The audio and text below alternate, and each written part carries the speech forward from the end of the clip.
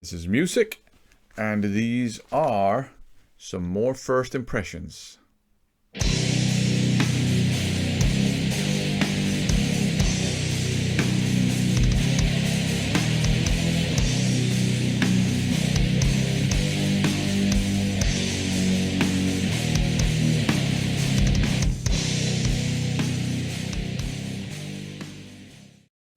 So I'm back with some more first impressions. I don't have any superpowers, but I have a super weakness as a collector, and that is I tend to do a lot of blind buys. I don't know why, I just like the thrill, I guess. I think I know why. I like checking out new music.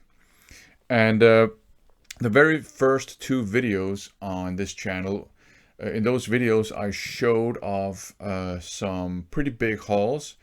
And a large proportion of those hauls consisted of blind buys, mostly CDs, but also some vinyls. And I decided it would be kind of fun to make some videos and share my first impressions of these blind buys with you guys as I chew my way through them. So this time around, I managed to listen to 6 blind buys, 4 CDs, and 2 LPs. So let's just get down to business. So the first one is this one here, Action by Action. This one is out on Frontiers Records. And Frontiers are known for releasing a lot of really tasty hard rock. And that's what we have right here. This is upbeat, feel good, keyboard burst. Fueled, I guess, hard rock with a lot of inspiration from 80s AOR.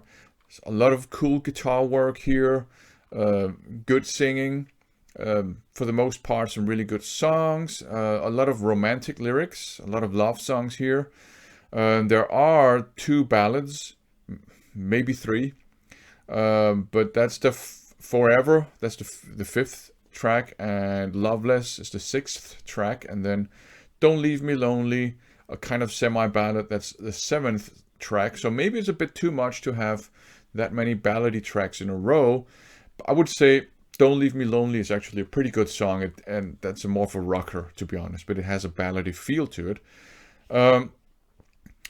So I would maybe my favorite track is probably number 10, Feel the Fire. But pretty good songs overall. As I said, a bit too much with that many ballads in a row, but it also makes it a bit easier to skip them, so there you go.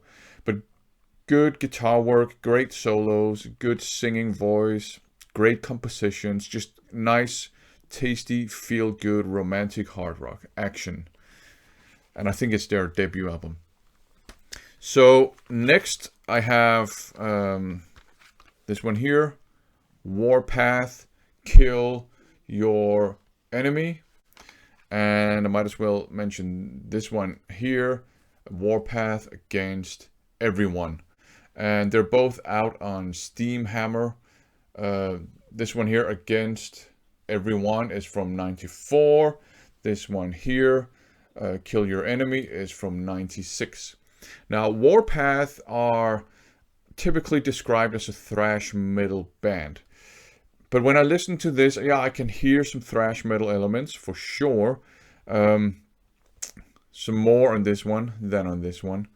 But I think this reminds me more of, this kind of tough guy hardcore, like street hardcore, New York City inspired hardcore. There's a lot of riffage that's really heavy. There are some upbeat, up-tempo sections that maybe remind me a tad of Carnivore. But I think of this more as, tough guy street hardcore. I mean, heavy tracks, really good head-bopping tracks, some upbeat, aggressive parts. The vocals are also more like tough guy vocals.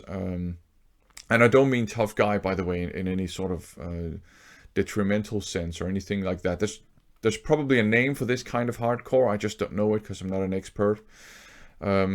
But I think, yeah, thrash elements for sure, but I would say more of this kind of like street hardcore. There are a lot of riffs on this on these two albums that remind me of, you know, Biohazard back in the day. So that sort of stuff. I also get a slight agnostic front feel from some of them. There are no guitar solos on these albums. For my money, this is more like, you know, street hardcore with some thrash metal elements. And we also have to remember that these are from the 90s, and thrash metal was in a weird place in the 90s, right?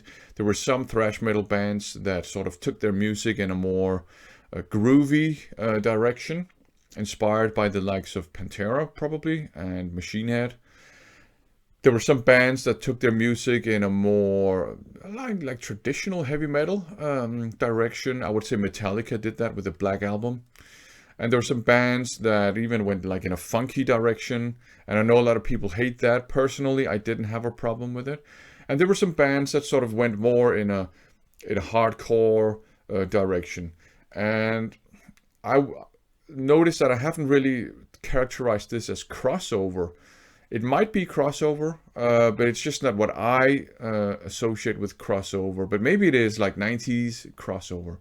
It's some good heavy riffage, some heavy beats. There are even some like almost like sludgy and doom metal-y elements to both of these releases. So if you like that as well. The vocals are more like tough guy vocals. I wouldn't call it growling, but you know, like tough guy, why I want to beat you up vocals. But I think musically still pretty good stuff. I enjoyed listening to them. A lot of nice head bobbing riffage, some nice mosh friendly sections as well. So Warpath, Against Everyone, and Kill Your Enemy. Enjoyable listens for sure, but thrash metal, maybe. I think more like tough guy hardcore, but I could be wrong. Okay, the next one is this one here, Agent Steel, the Omega. Sorry, that's a different album. The Omega Conspiracy, Order of the Illuminati. There you go. Agent Steel, Order of the Illuminati.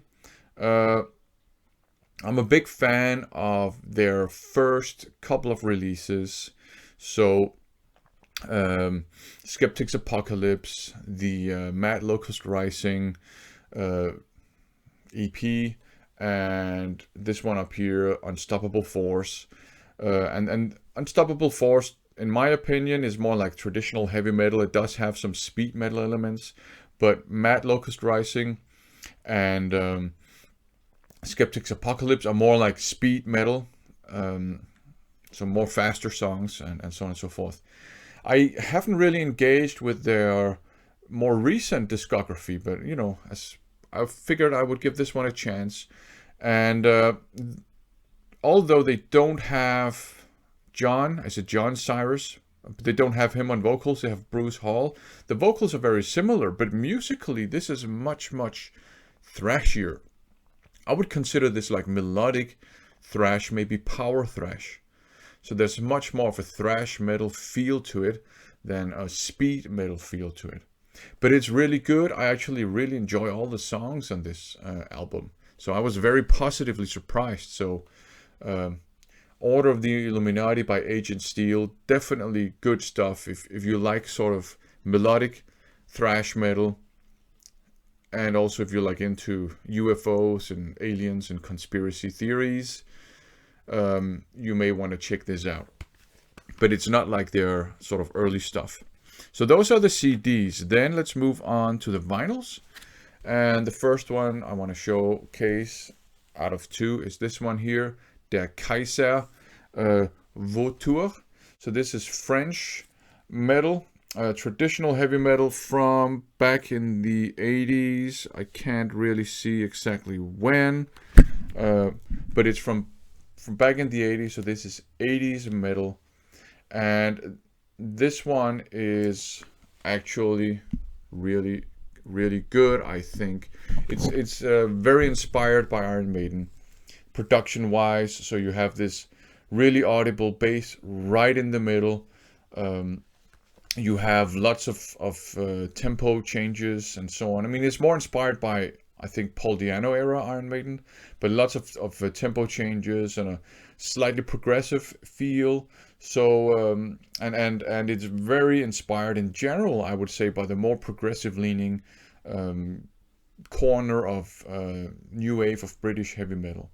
Really good stuff. The vocals might be an acquired taste. And I think this has more to do with culture than anything else. The lyrics are in French, and the singing style is very like French rock-ish. I've heard other French bands that sing in French that have like a similar singing style, even if it's like different genres of rock music. So I think that might be it. So it might be an acquired taste if you are not used to this way of singing. But this is a really, really good, solid heavy metal album. 80s heavy metal, lots of twin guitar work. As I said, lots of changes, lots of melody. Certainly, I really like this album, right? Although I had to get used to the singing style. The next one, interestingly enough, looks very similar color scheme wise. This is Frankie Woodhouse, Something in the Air. And this is also from the 80s. I think it's from 84. It doesn't say here. But it's from the 80s. This is Dutch, I think. So Dutch heavy metal. And Frankie Woodhouse is actually the drummer.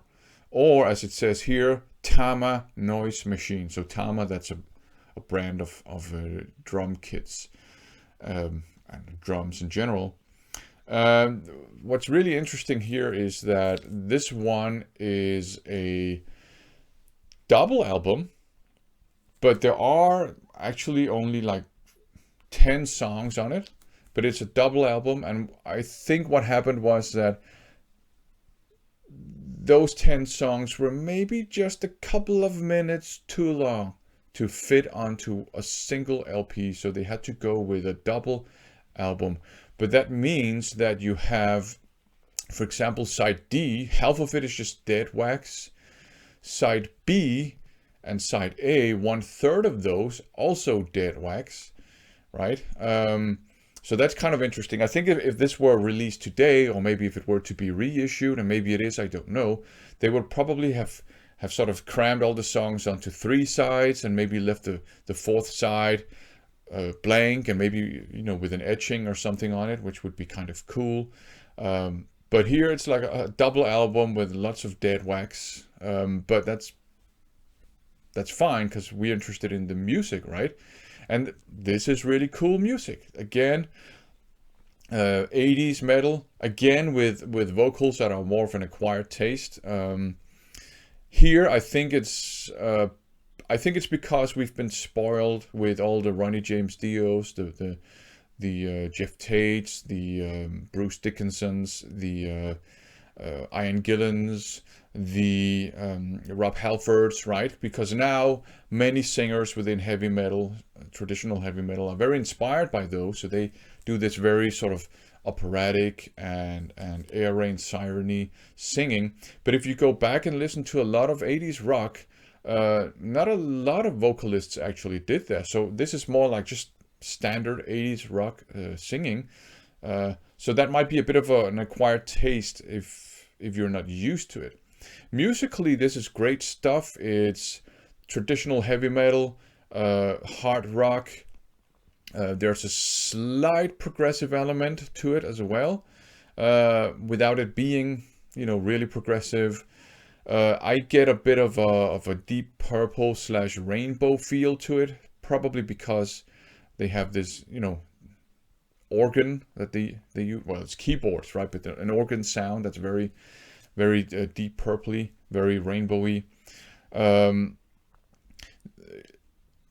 Although it's named for the drummer, it's not like drum centric. There's only one drum solo on the album, and that's in the very last real song, because it's like a reprise as well. But before the reprise, there is a song called Dolls Are Gonna Rule, and that has a drum solo in it, and the drum solo doesn't go over the top. It's actually very beat focused, and there's actually some guitar wankery right after that, and so on and so forth. So that's actually really the only song where they sort of do some instrumental wankery, so that's okay.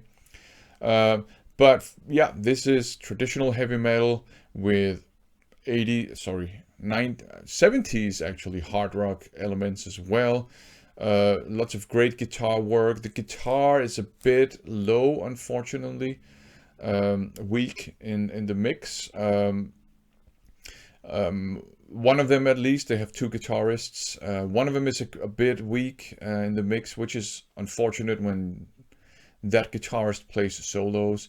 The other guitarist is a bit louder, so they have some balancing issues. The vocals are really loud, which is a shame if it's also an acquired taste. But overall, 10 really good songs. I think my favorite sides are side B and C. They have the sort of the most, the fastest, most aggressive songs. There's also a kind of a ballad on side C, I think it is.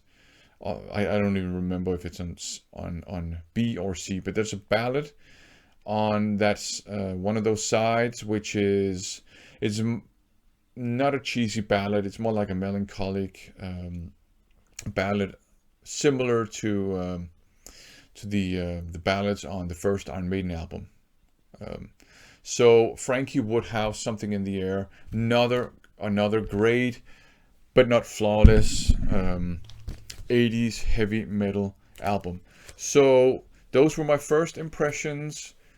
I was positively surprised by all of these releases, and that's always great. So I will come back with some more first impressions. Until then, thanks for watching.